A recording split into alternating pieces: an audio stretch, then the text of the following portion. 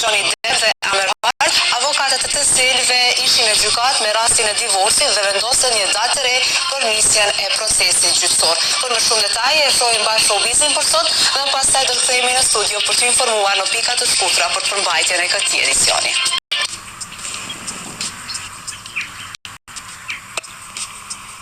Dhe tani do t'ju informojmë se kush janë në mysafirët dhe njëherë cilat janë temat në kuadër të këtij edicioni të programit të mëngjesit. Po fillojmë me këndin matine. Sot në këndin matine për temë kemi zgjedhur të flasim për atë se sa Kosova është e gatshme të përballojë fatkeqësitë natyrore, madje për një të tillë tashmë ekziston edhe ky ligj, se cili është qëllimi i këtij ligji dhe njëherë në bazë të këtij ligji çfarë duhet të ofrojnë institucionet qytetarëve për mbrojtje në rast të fatkeqësive natyrore.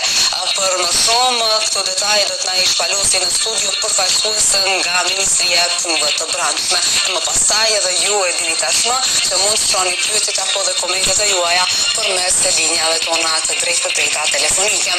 Ndërkaq në pjesën e dytë të këtij emisioni do t'ju takojmë me rubrikën Siguria në rrugë, që tashmë e dini se realizohet në bashkëpunim me Kolegjin Tempulli dhe AMRKS-n.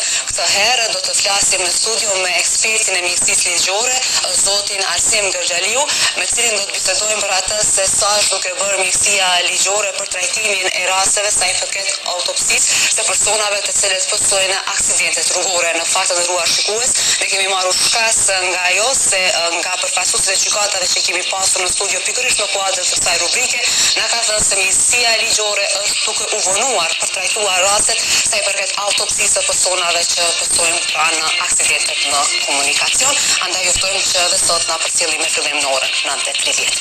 Këto janë temat se mysafirët për sot të nderuar shikues, se në ndërkohë ne do të vazhdojmë rrjedhën e këtij edicioni me të dhënat sinoptike, të shohim si do i kemi temperaturat në vend, rajon dhe në Evropë përmes grafikës tonë që në KTV punësohet nga jetë.